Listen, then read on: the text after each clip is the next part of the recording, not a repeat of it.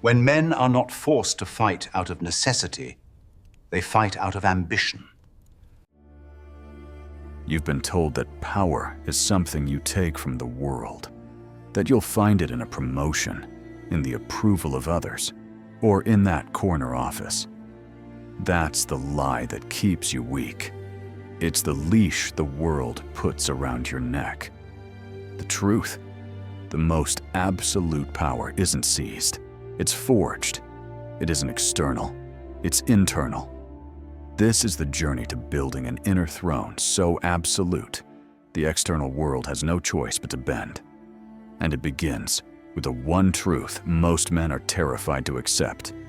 Your mind is not a sanctuary to be protected. It's a forge to be mastered. It's a weapon to be sharpened. The world taught you to seek comfort, to value fleeting emotions, to believe your feelings are your truth. That is the doctrine of the sheep, designed to keep the flock manageable. But you weren't meant to be part of the flock.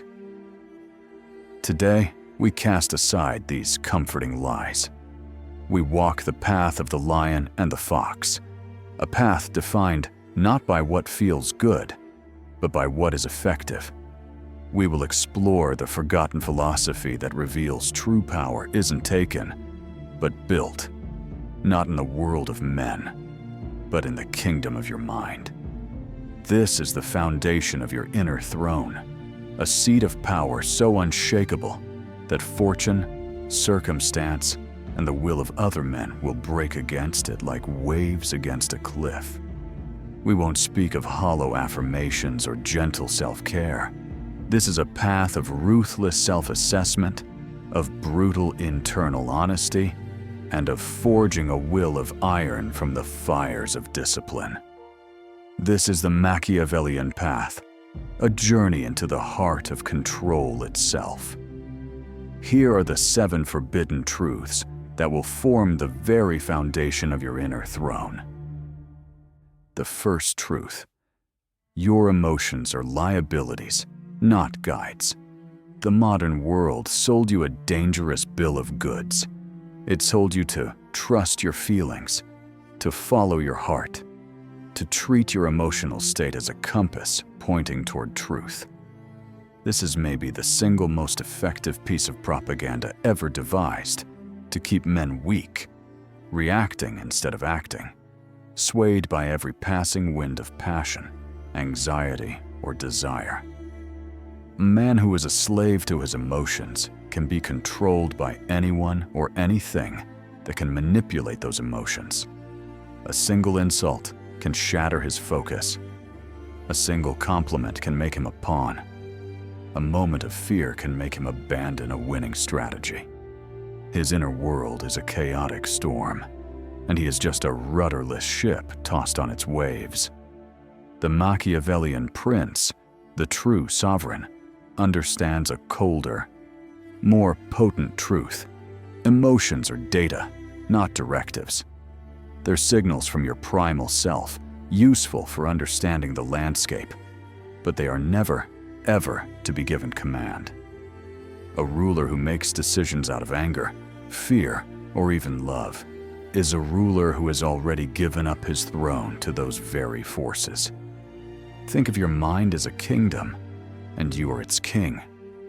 Your emotions are the court jesters, the panicked messengers, the flattering nobles. They have a voice, but they don't get a vote.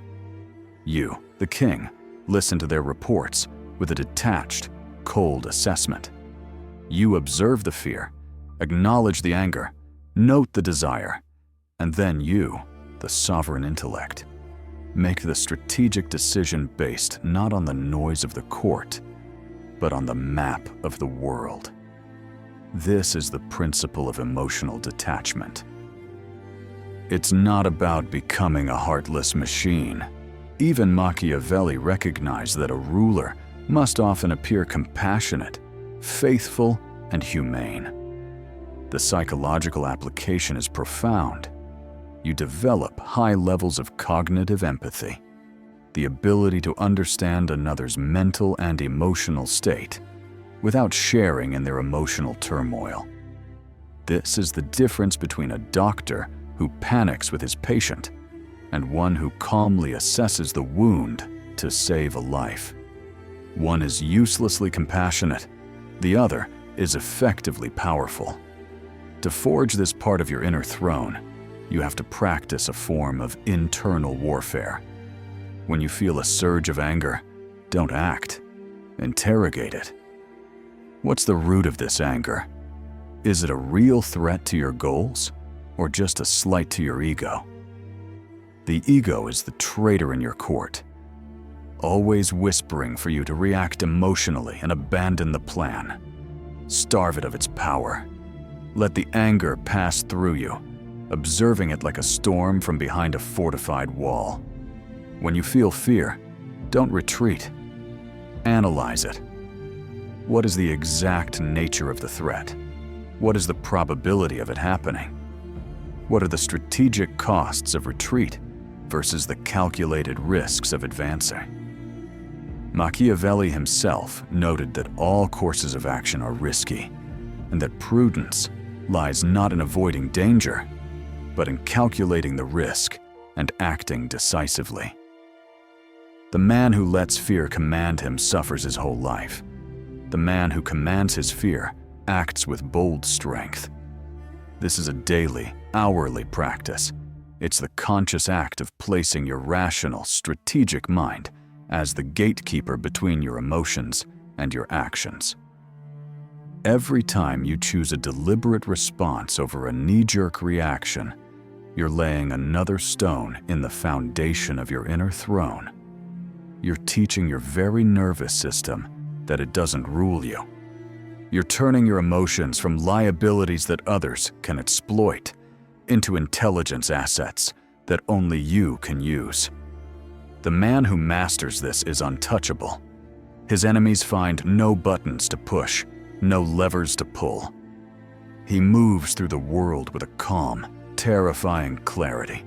His mind, a silent, efficient engine of power, while others are consumed by the fires of their own chaotic hearts. This is the first, most critical step in forging a mind that the world must bend to. It's the art of transforming inner chaos into a disciplined army at your command.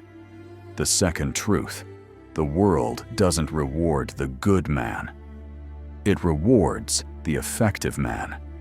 From your earliest days, you've been conditioned by a morality designed for servants, not for masters. You were taught that being good, fair, honest, keeping your promises is its own reward. You were told that virtue would be recognized and that the universe somehow bends towards justice for the righteous. This is a lie, a comforting, beautiful, and utterly debilitating lie.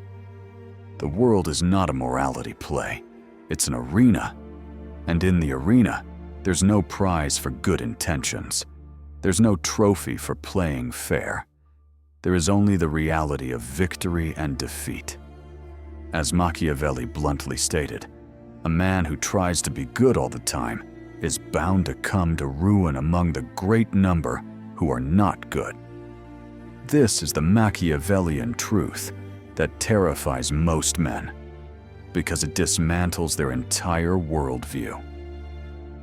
It forces them to confront the chilling reality that the rewards they seek, power, influence, resources, don't flow to the morally pure man, but to the brutally effective man. Political leadership, and by extension, personal power, operates by a different set of rules than personal morality. The man building his inner throne understands this distinction with absolute clarity.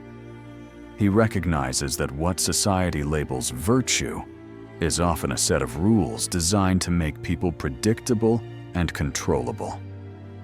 Honesty is a virtue, until it requires you to reveal a winning strategy to a rival. Keeping your word is a virtue, until the circumstances under which you gave it change so dramatically that holding to it would mean your own destruction.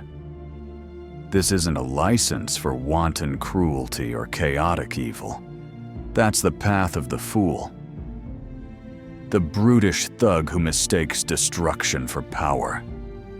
The path of the Machiavellian sovereign is one of surgical, pragmatic amorality. He understands that qualities like mercy, honesty, and compassion are tools in his arsenal, to be used when they serve his purpose and set aside when they don't. The goal isn't to be evil, the goal is to win. And winning, in the grand game of life and power, is the only moral imperative that matters for a ruler. The ends justify the means. Consider the metaphor of the lion and the fox, a cornerstone of Machiavellian thought. The lion is force, brave, direct, and powerful. But the lion can't see traps. The fox is cunning, deceptive, adaptable, and clever. But the fox can't fight off a pack of wolves. The good man tries to be only a lion, believing his strength and righteousness will carry the day. He walks straight into every trap, or he tries to be only a lamb, hoping his gentleness will spare him, and he is devoured. The true sovereign must be both lion and fox. He needs the strength to frighten his enemies, and the cunning to recognize and evade their snares. He cultivates the appearance of virtue at all times. As Machiavelli astutely observed, everyone sees what you appear to be, but few experience what you really are. That small minority who see your true, calculated nature won't dare oppose the opinion of the many captivated by your virtuous facade.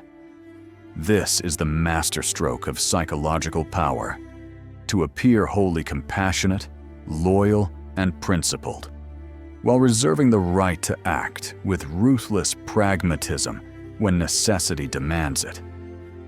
To build this part of your inner throne, you must redefine your relationship with morality. Start analyzing every action not through the lens of, is this good or bad?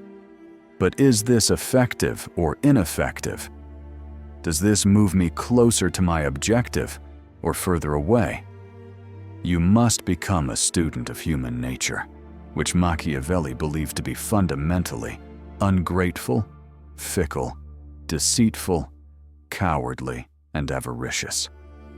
Assuming others are playing by a noble set of rules is strategic suicide. Expect them to act in their own self-interest, and you'll never be surprised and rarely be outmaneuvered. Practice strategic deception in small ways, not to harm, but to train your mind to separate action from appearance. Control the flow of information. Don't reveal your full intentions to anyone. Let your actions create a persona that serves your long-term goals. This isn't about being a liar. It's about being a master of perception. The good man is a predictable pawn in someone else's strategy. The effective man writes the strategy. He understands that power is the ultimate arbiter, and securing the victory of his own kingdom, his life, his goals, his legacy, is the highest virtue of all. Forget being the good man. Become the man who gets things done. In the end, history isn't written by the pious, but by the victorious.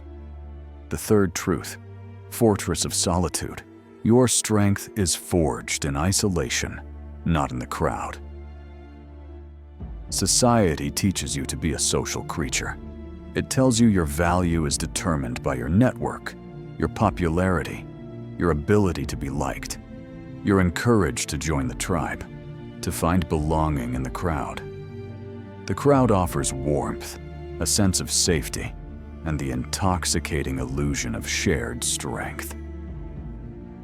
But the Machiavellian mind knows the truth. The crowd is a mire. It's where ambition goes to die. It's where individuality is diluted into a bland, agreeable average.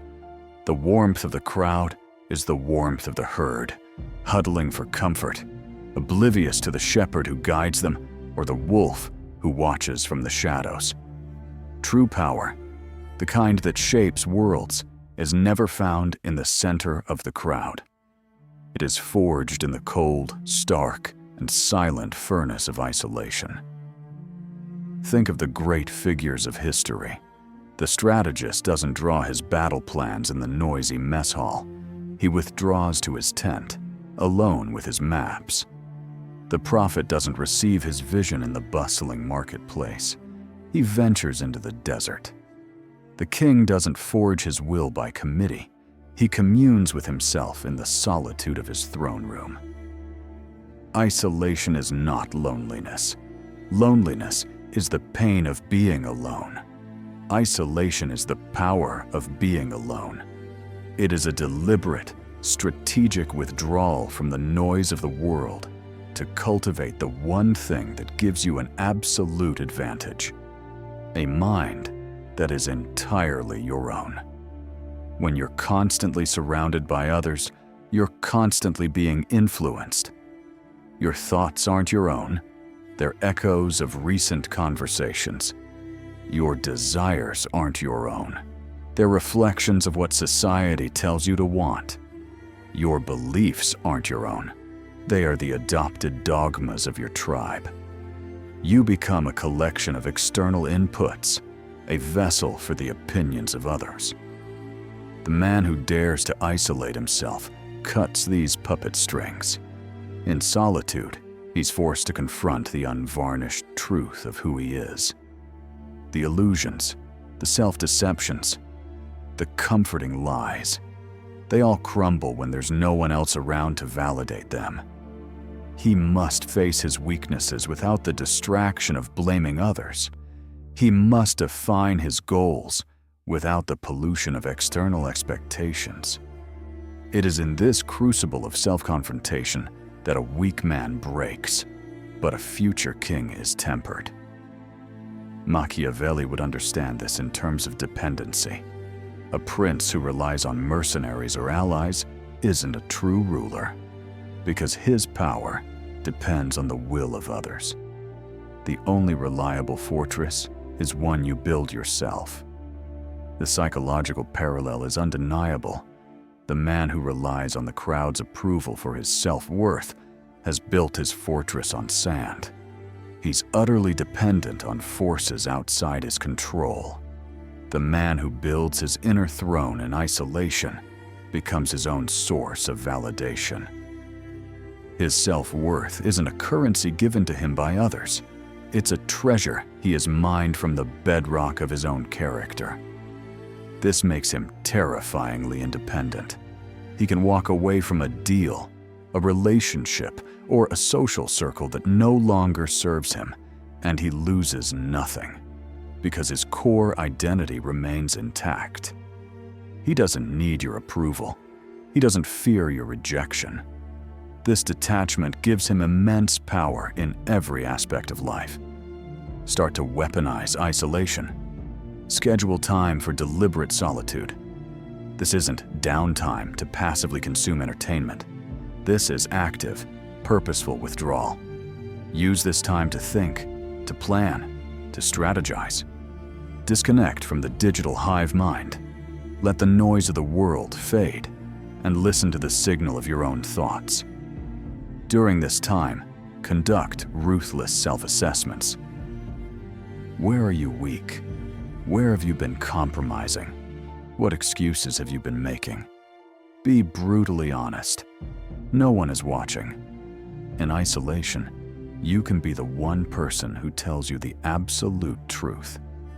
It is here you eliminate internal weaknesses and establish disciplined practices. Cultivate projects and skills that depend on no one but you. Become a master of a craft, a scholar of a subject, an expert in a field. This builds what Machiavelli called virtù, prowess, skill, and excellence that are yours alone. Fortune, or fortuna, is a raging river that can sweep everything away. But the man with virtù has built the dams and levees to redirect its course. The crowd will call you arrogant. They'll call you aloof, cold, detached. They do this because your independence is a subconscious insult to their own dependency. Let them talk. The lion doesn't concern himself with the opinions of sheep. While they're busy seeking comfort in numbers, you'll be in your fortress of solitude, sharpening your sword, drawing your maps, and building an inner throne so solid that when you choose to re-engage with the world, you do so not as a supplicant seeking entry, but as a king returning to his domain. The fourth truth: view every man as a potential rival. Trust is a currency for fools. The world preaches collaboration, teamwork, and synergy. It's a fine principle for managing a department, but it's a disastrous philosophy for acquiring and holding real power. The Machiavellian sovereign operates from a far more pragmatic and therefore safer premise. Every person, no matter how friendly or loyal they appear, is a potential rival. Every interaction is a political maneuver. Every relationship is a potential alliance or a future battleground. To believe otherwise is to willfully blind yourself to the fundamental nature of human ambition. Your allies support you today because your success aligns with their interests. But interests change. The man who is your most ardent supporter today could become the man who benefits most from your downfall tomorrow. To place absolute trust in him is to hand him the dagger he may one day use against you. Machiavelli's view of human nature was stark. Men are inherently fickle, deceitful, and driven by greed. This wasn't a lament, it was a strategic observation. A ruler who builds his strategy on the hope of man's goodness is building a castle in the clouds. A ruler who builds his strategy on the reality of man's self-interest is building a fortress of granite. This doesn't mean you must live in a state of paranoid hostility. Paranoia is an emotional reaction, a state of fear, which we've already established is a liability. This isn't about fear, it's about a state of perpetual, calm, strategic vigilance. It's the quiet understanding that loyalty is temporary and interests are paramount.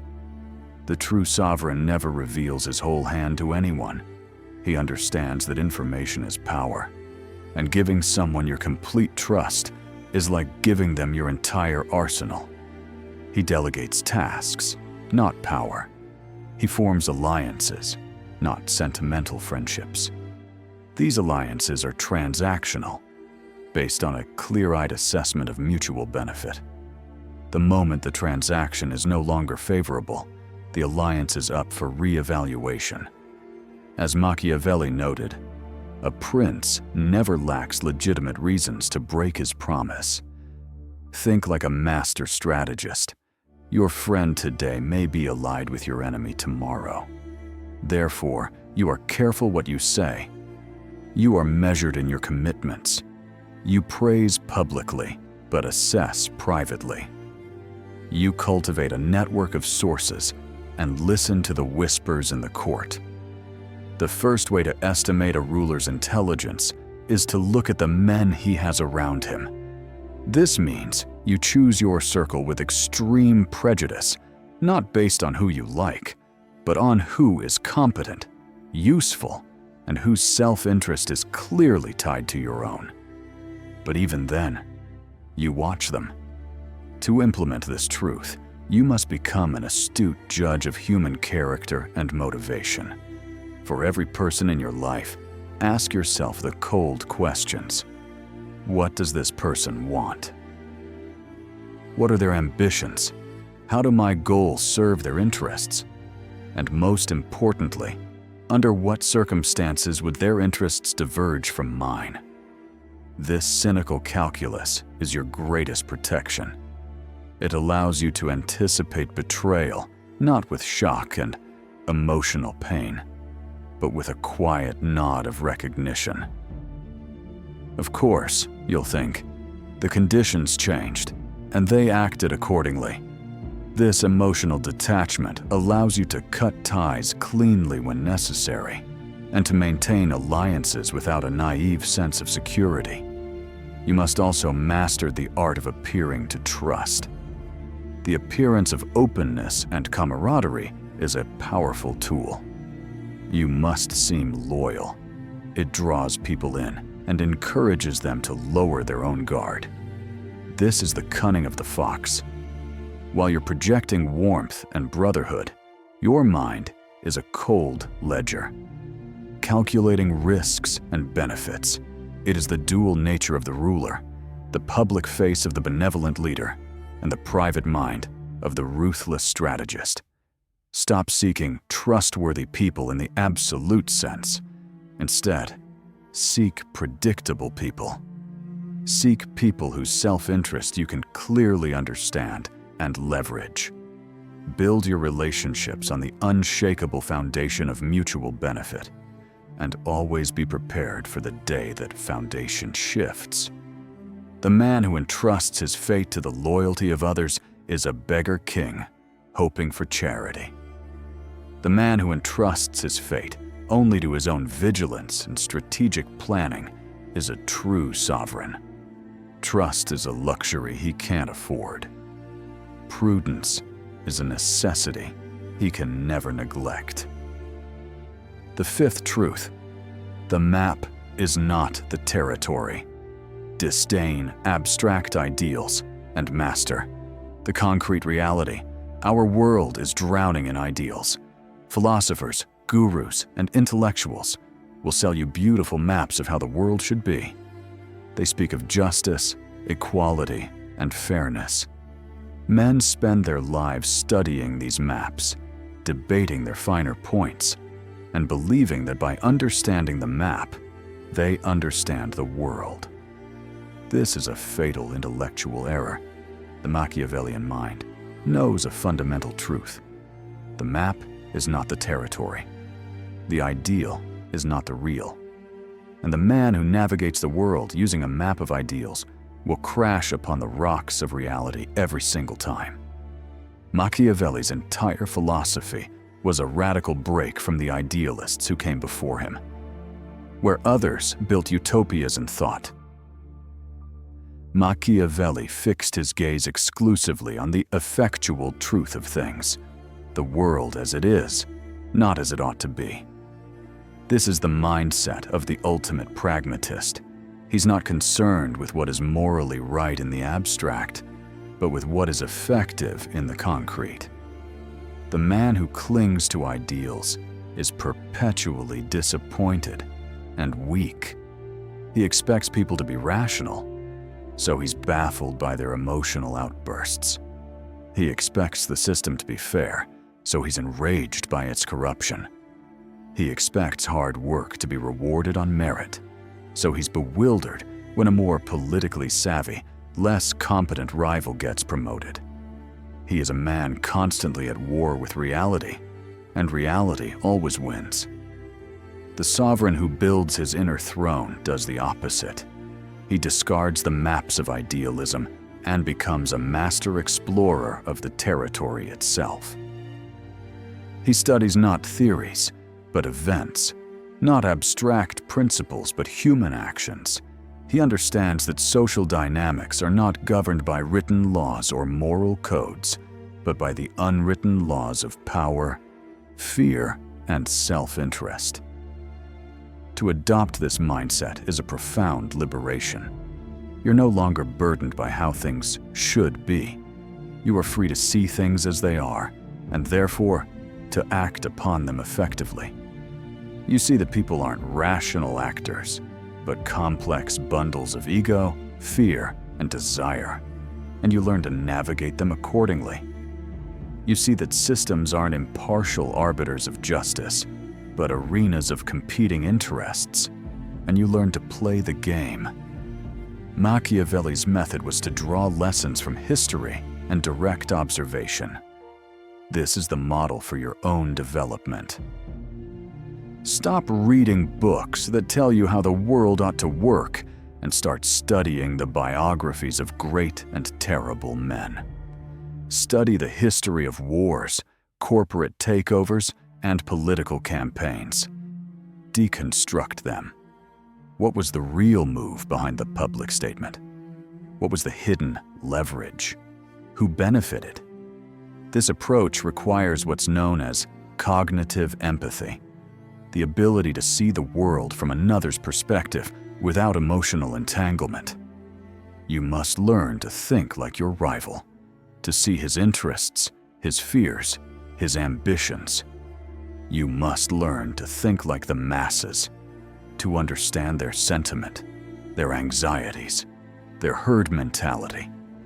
Seeing the territory clearly means seeing it from every possible vantage point. To build this part of your inner throne, you must become a radical empiricist in your own life. Treat every social and professional situation as a case study. After a meeting, don't just move on. Deconstruct it. Who spoke the most? Who held the real power, regardless of title? What was said and what was left unsaid? What alliances were subtly formed or tested? Become a master of situational awareness. In any environment, your senses should be gathering data, not getting lost in daydreams. Observe the power dynamics. Notice the subtle cues of body language. Listen to what people complain about. It reveals their leverage points. This isn't cynicism, it's realism. The world is a complex, often brutal machine. The idealist complains about the machine's design. The pragmatist learns how to operate it. When you make plans, base them on the worst-case scenario. Assume incompetence before you assume conspiracy. Assume self-interest will be the primary motivator. Assume your enemies are as smart as you are. Plan for what people are likely to do, not what you wish they would do. As Machiavelli advised, a wise prince must prepare for war in times of peace, so that if fortune changes, he is prepared to resist her. The man chained to ideals is a slave to a fantasy. The man who masters reality becomes its master. He doesn't break himself against the world. He uses the world's own mechanics to his advantage. He isn't a dreamer, he's a doer.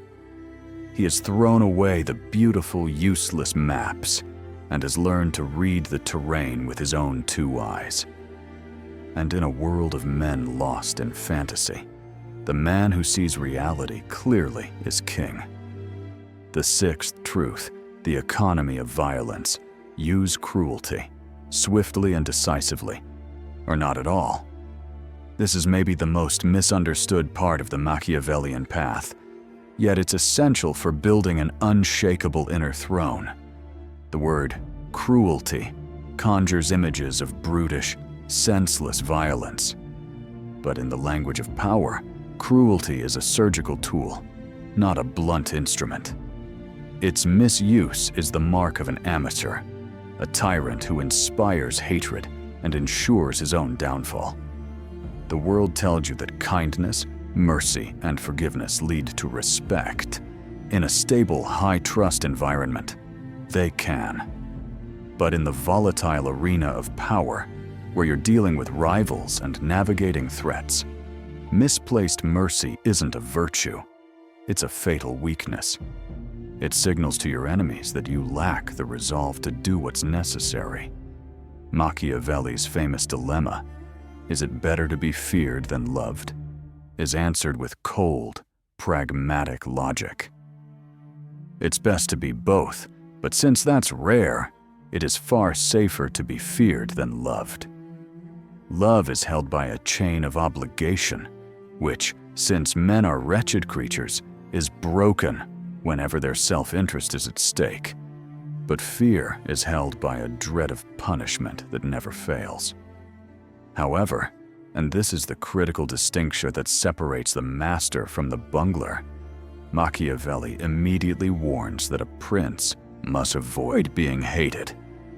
Hatred is the seed of rebellion. So how do you inspire fear without inspiring hatred? The answer lies in the economy of violence.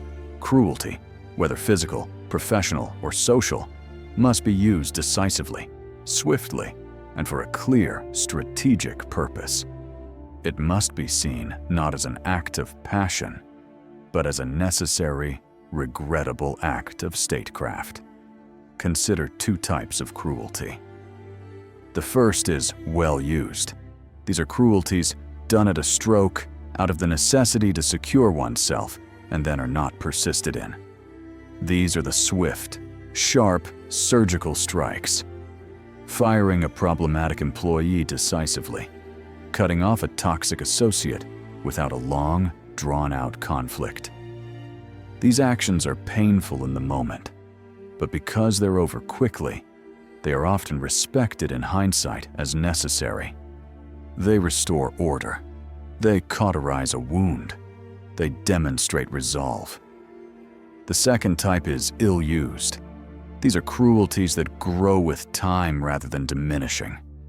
This is the manager who constantly belittles his team, the leader who engages in petty revenge, the person who gives their rivals death by 1,000 cuts with constant undermining.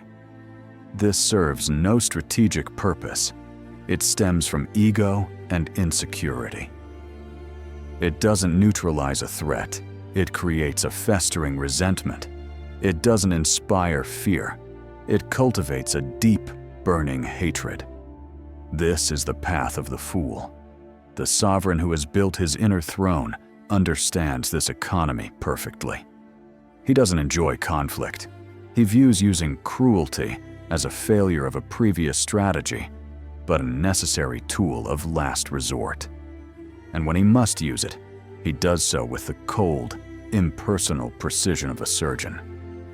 His motto is this: men should either be treated generously or destroyed, because they take revenge for slight injuries. For heavy ones, they cannot. If you must act against a rival, your move must be so decisive, so final, that it removes their capacity for retaliation. A half measure, a warning shot, a minor setback. These are the biggest mistakes you can make. You've injured their pride without removing their power. You've created an enemy for life. To build this aspect of your inner throne, you must recalibrate your understanding of conflict. Banish the desire to teach someone a lesson. These are ego-driven impulses that lead to ill-used cruelty. Your actions must be guided by strategy alone. Before any confrontational act, ask yourself, is this absolutely necessary? If not, find another way. If the answer is yes, then ask, what is the most decisive and final way to do this? Act with speed. Don't hesitate. Don't waver. The swift blow is paradoxically more merciful than a slow, agonizing conflict. It's over. The board is reset, and once the act is done, it is done. Don't gloat. Don't boast. If possible, follow it with acts of generosity toward others to show that your cruelty wasn't a matter of character, but of necessity. You're signaling to all observers, I am not a tyrant. I am a sovereign. I am capable of ruthless action when required, but my default state is stability. This is a terrifying power to wield, and it should be. The man who fears this power can never use it correctly. The man who revels in it will be destroyed by it. But the man who respects it, who uses it with surgical precision and strategic calm, will inspire a profound and lasting fear. A fear that is indistinguishable from respect. He is a man who won't be challenged lightly, because everyone knows he is capable of doing what is necessary. The seventh truth: your legacy is the only thing that matters. Master the art of appearance. In the end, what's the purpose of this struggle? Why forge an inner throne? For wealth? Status? Fleeting pleasures? Those are the goals of a petty tyrant. a man who sees no further than his own lifespan.